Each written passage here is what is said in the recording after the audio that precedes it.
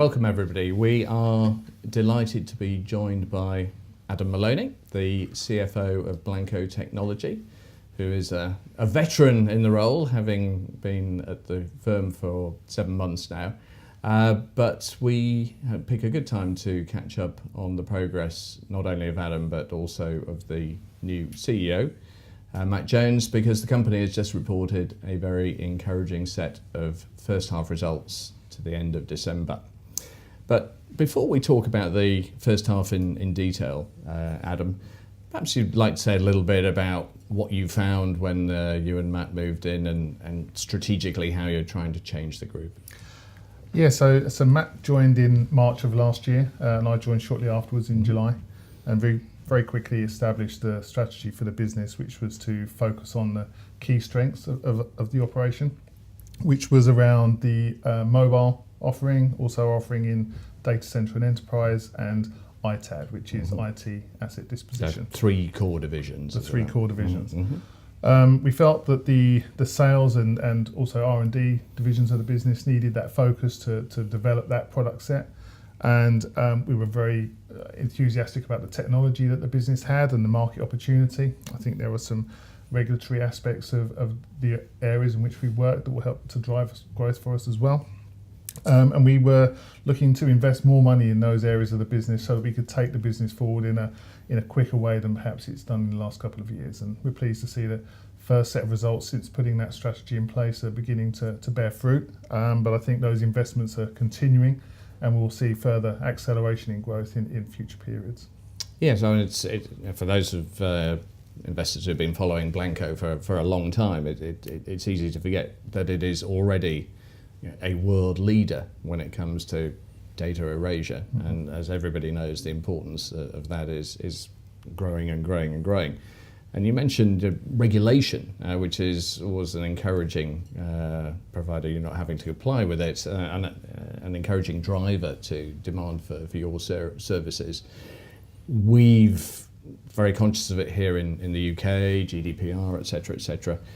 Is regulation already a big factor in the huge markets like America, or is that kicker yet to come? I would say it's not been a huge factor to date. I think it is driving more awareness around IT professionals in general. I think there has been a lack of awareness around data erasure, with many people feeling that a reformatting of a hard drive or a resetting of a handset is enough to wipe all of the data that sits on it, and it's just not true. And I think awareness in that area is improving, and I think that will help to drive the growth alongside the regulatory environment. We're seeing in Europe quite well-developed regulation with the likes of GDPR. I think the US is catching up. We've recently seen some new regulation in California come through, which often tends to lead the way with regulation in the US. And in Asia, there really isn't that much in terms of regulation that's come through quite yet, but we do think that will catch up. So I think over time it will come through. There really hasn't been any big fines coming out of GDPR or anything of that ilk at the moment, and so I think when that starts to come through, we might start to see the regulatory drivers pushing and helping us along a bit further. Yeah, it's certainly been a feature for the major social media companies that they seem to be quite adept at avoiding taxation. So a lot of local domiciles are levying their pound of flesh in terms of fines for non-compliance and not respecting personal data, and fines of enormous scale. So again, that sounds an encouraging driver. Yeah, I think it was just yesterday that Facebook announced that there's a clear history feature that's coming through on Facebook, which is a new thing where you'll be able to erase all of your history of using Facebook, which hasn't been there today. And so I think it's an example of erasure is becoming increasingly important to organisations everywhere. Yep, that makes perfect sense. And it certainly won't hold you to a forecast of medium-term or long-term sustainable growth, but will you and Matt be happy if we look back in 5 years' time and Blancco has been growing at 10, 15 or 20%? Yeah, I think the 3 segments in which we operate will all grow at different rates. I think our fastest growing areas will be in the data center markets and also mobile. And I think with both of those, we feel that a good target is 15 to 20% of sustainable organic growth. We've made a good start, but I think we are building the business up for the long term with a high level of repeat revenues. So we're unlikely to see periods with 50% growth, for example, because a big deal will probably be recognised over a longer period of time. But it's certainly our aim to have a business which is going to see a steady year-on-year growth over a long period of time rather than big fluctuations. Yeah, and of course it takes time when you're investing in people, not just technology, to see a payback on that investment. Which brings us neatly on to the first half results, which, despite the investment that's been going on, showed good growth pretty much across the board, I think, was it? Yes, that's right. So all three of our main product segments have seen reasonable growth in the period, and we've also seen growth across all three of our geographies. In our results presentation from just a couple of weeks ago, we went into that in a little bit more detail. So in our three product segments, we saw revenue growth of enterprise and data center of 30%, which was a very good performance. We were extremely pleased with that. I think that's very much at the top end of what we could expect to see on an ongoing basis. I don't think 30% year on year is a reasonable target. I think 20 would be closer to what we would really aim for. But 30 is a great start. On the mobile side, we think the opportunity there is great. We only saw growth of 10% in the first half of this year. We would like to think that will get up closer to the 15-20% sort of areas on an ongoing basis. But it's mobile where a lot of our investment has taken place in the first part of the year. So we've spent a reasonable amount of money on R&D to develop our product set to make it a market-leading proposition. And that investment is still going on. So even since the period end at the end of December, we've taken on over 15 people to the business to help us with that product innovation. And our final segment is ITAD, the IT asset disposition part of the business. That grew by 20% in the period, which I think is again, that's going to be at the top end of what we can expect in the future. This is a mature market where we feel we already have a market-leading position. We think it will probably grow in a sort of 5 to 10% recurring, ongoing, sustainable growth. And 20 is great period for us, but it's working off a low base from last year where the business didn't perform as well as it perhaps could. So I think we'll see that the growth in that part of the business come down a little bit. And they are three very different end markets. So I'm sure there are different competitors and different competitive elements out there. How would you contrast the most competitive, which presumably be mobile?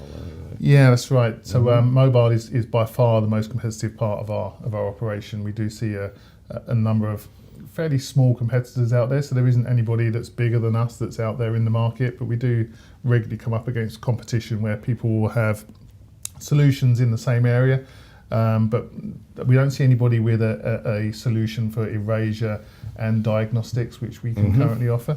But we do need to be innovative with regards to our product set, which is why the R&D investment is taking place. And we also need to make sure that our brand is clearly visible out there in the market. And this week we've been at Mobile World Congress and had a good presence at that show to be able to really take the proposition forward. As far as the other two segments are concerned, we don't see that same level of competition. So we tend to be specialists in that area, and we don't see anybody regularly that we come up against in those areas. You talked about external solution providers. Do any of the large technology companies or potential clients of yours operate and trying to find in-house solutions? Yes, they do. We do see some of the bigger OEMs come up with a solution, but we also see many of them as customers as well. And I think ultimately for us, we'd like to be working with a lot of these organisations because I think the difference for us is it's our area of specialism. We have a long history of operating. We have a long list of accreditations that we can offer. We can offer an auditable track of the data that we've erased, so that if you are having a security audit, you'll be able to demonstrate the way that you've been able to deal with your data. And we don't really see anybody else that can offer that same level of credibility. And that has to play to the rising tide of regulation. Absolutely. People are being audited on an increasing basis. Good. So all looks very healthy at the top line level. As CFO, are you happy with how those sales are actually translating into free cash flow at the end of the day? Yes, I am. If you go to the cash flow slide on our presentation, you can see that over the period, our net debt reduced from 2.7 million to 2.3 million.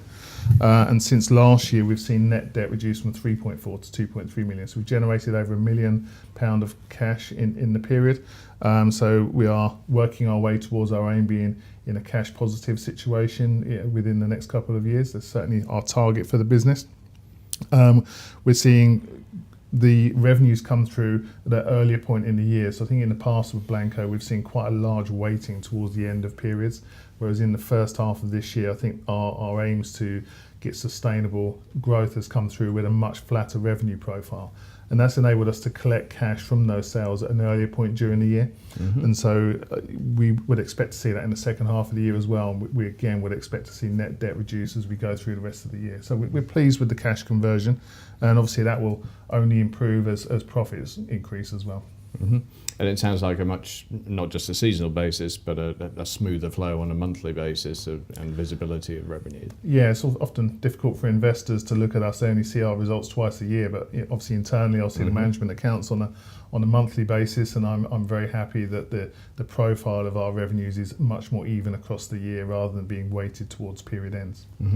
And what's the average scale of contract you might be landing? Are we talking about large multi-million pound deals, or just steady succession of clients signing up for whatever the smaller sum is?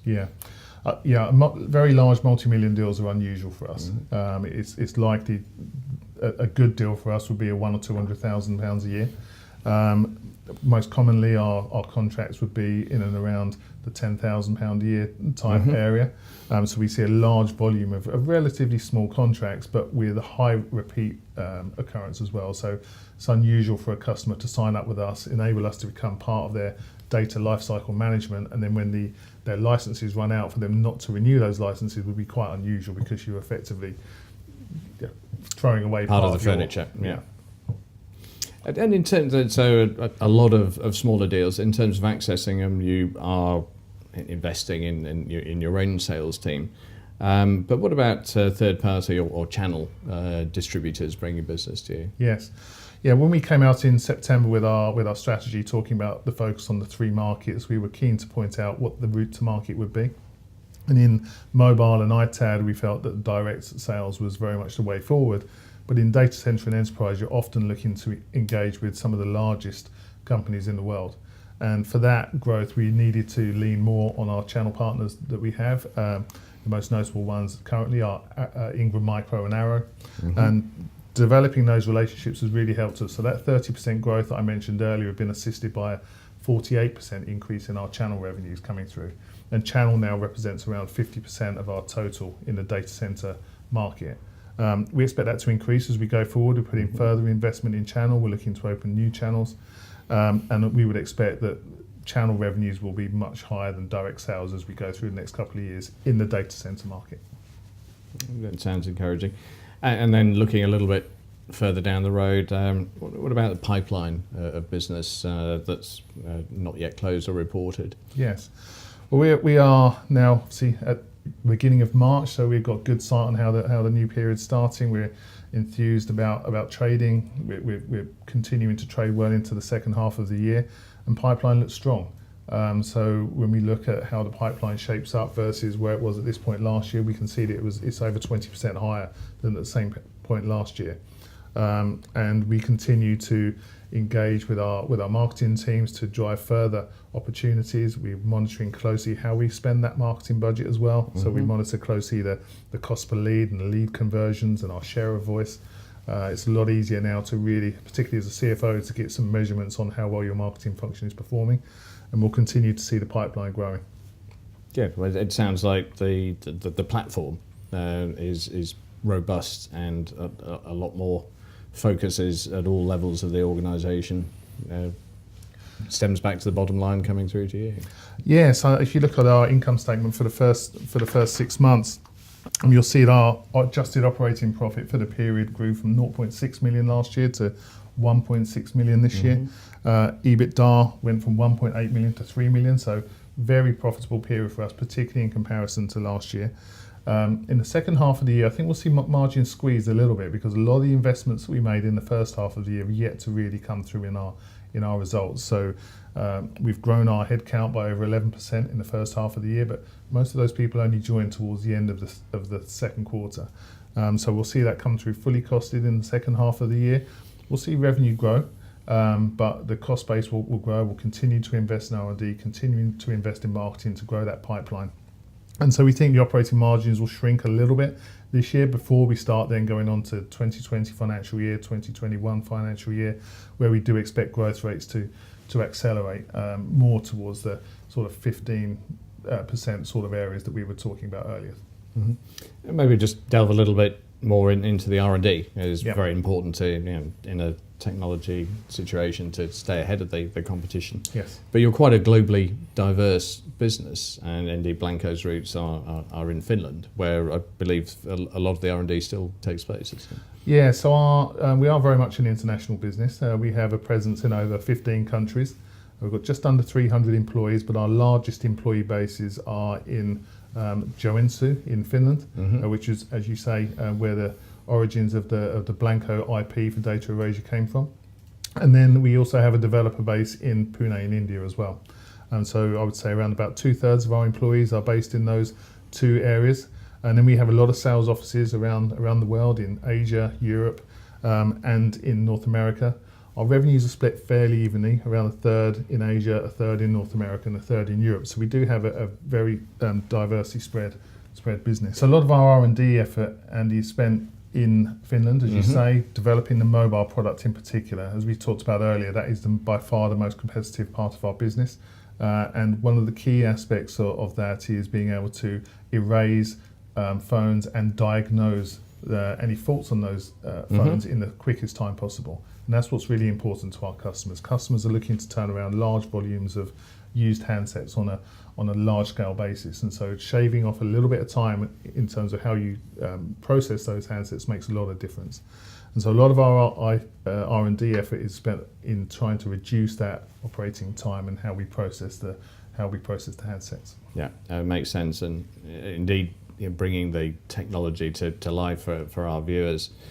There have been evidences of very interesting case studies, moving on from diagnostics in mobiles. I believe a very large US player has recently taken you on board, presumably to benefit from those repair costs.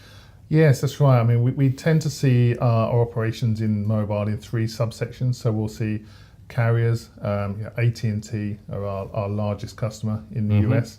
And so they operate as a carrier and as a retailer in the US. So if you go into an AT&T store and you believe your handset has a fault, they can run tests in store on your handset to diagnose those tests. So we see large usage of the technology there, and that saves a lot of money and time for both the retailer and the user, where previously that handset needed to be sent away for testing, and it may take a week or so for it to go off to testing, come back, and there would be an expense involved with that as well. So our technology's been able to be used there. Retailers, so in the UK, would be somebody like a Carphone Warehouse, who aren't a customer currently, but we'd very much like them to be. That would be the type of customer that we would go for. And then third-party logistics customers, companies who are taking in used handsets and looking to pass them back out again. And we see a huge amount of growth in this market. We've done some research recently which shows that the market for used handsets is going to increase massively over the next 5 years. We've also done some research in terms of people's behaviours, in terms of how they use what they do with their handsets when it reaches end of life. And what we're finding is a huge proportion of people just don't trust that when they pass their handset to a third party that their data is going to be looked after. So many people, and indeed many people I've spoken to over the last few weeks, have just got drawers full of used handsets. You can include me in that. I'm proof of the pudding, Adam. And the value of those handsets is increasingly massively. So if you have a brand new iPhone which you spent £1,000 for, and then you want to swap it out in 2 years' time, that handset will still have a value of a few £100. So people will find that they've got drawers full of hundreds, if not thousands of pounds worth of equipment, which they're too scared to do anything with because they can't trust that the data is being securely erased. And that's where Blancco come in. Our technology will securely erase those handsets so they can be resold. And that is a market which is growing hugely. Yeah, well, that again sounds a nice problem to have, because it seems to be one of education. Yes. of the customer base, rather than having to make a hard sell. Yeah, absolutely. I think there's not many people who don't have some used handset somewhere in their house, and so every time I speak to somebody about that, it resonates with them. Yeah, well, I think you're getting a nod of approval from here. Good. Well, that all sounds encouraging. 2019 has got off to a good start. Yes. Our regular viewers will be well aware that we do also write research on Blancco, and I know from reading our notes and talking to our analysts, the visibility of the business, because you have, as you said, once you get in, you're quite hard to be shifted. Yes. The repeat business must be an encouraging factor for you in terms of looking forward and being able to allocate cash for marketing, for sales, for R&D, in the comfort that it's going to be there. Yeah, very much so. I mean, the model that we're trying to build the company on is one of long-term sustainable growth. So having repeat custom coming from your customers is critical for that model to operate fully. So we see repeat revenues, I would say around 75% of our revenue is coming from repeat custom from customers that have been in with us for a little while. What we're increasingly seeing as well is that an increased usage from those customers. So where a customer might initially contract with us for a set number of licenses to be consumed over a 12-month period, often when they renew for a greater number of licenses because they've got more increasing use for our technology, and so that's encouraging to see. Well, a good first half and a good start to the second half, which you were explaining that seasonality is being removed from the business, so presumably the second half will be tough to compare with the previous second half of last year and achieve the same growth rates that you've managed this time. But the ongoing message of growth comes across clearly in the analysts' forecasts, not just for this year, but for the year ahead. For those of you who are keen to see the whole deck that Adam has been referring to, it is available on the Blancco website, and indeed the analyst forecasts that I've been referring to that come from Paul Hill are available on the Equity Development website. Thank you.